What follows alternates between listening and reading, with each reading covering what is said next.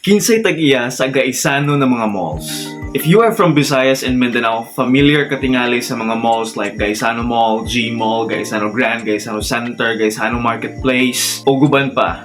Asa mo ni nagsugod ang super malls nga Gaisano?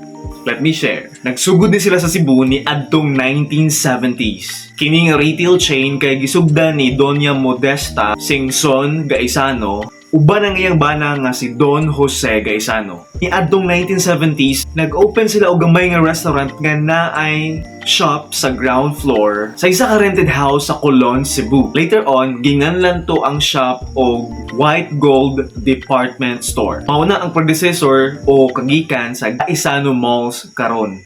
Si Doña Modesta o Don Jose adunay 11 kabuok nga anak. Ang mga lalaki nga anak kay Chinese man sila kagikan, maoy ni sunod sa retail business sa family. Ang 5 lang ka anak nila ang akong i-mention ani nga video. Si David, Stephen, Henry, Victor, and John. Kini sila maoy nagtabang kang Doña Modesta o Don Jose para mulambo paugtaman ang ilahang retail chain, ang ilahang businesses. And tungod nila, ni samot ug ako ang White Gold Department Store.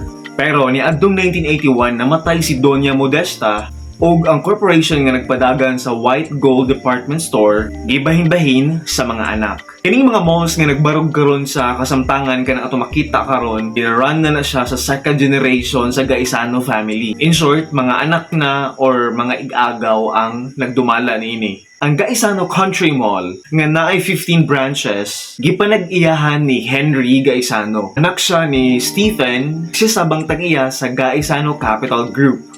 Ang familiar kayo nga Gaisano Mall or G Mall kay gipanag-iyahan ni David Gaisano. Siya sabang tag-iya sa White Gold Department Store sa kasamtangan. Ang tag-iya sa Gaisano Mall, Gaisano Center, G Malls kay si David Gaisano. Ang Gaisano Grand Mall kay gitukod sab siya ni Benito Gaisano, anak ni Henry Gaisano. Si Victor Gaisano po nga youngest nga anak na lalaki sa mag-asawa, nagtukod sab og Metro Gaisano after atong time nga namatay ang ilang mama. Metro Gaisano now became Metro Retail Stores Group nga naay 60 stores sa Luzon, Visayas, and Metro Manila. Recently, ang mga Gaisano ng mga businesses nag-expand na siya into different and numerous na mga ventures. To mention a few, banking, retail chains, real estate, ug daghan pang uban. By the way, if bago ka nakakita ani nga video or bago ka nakakita sa kuha, please consider following this page.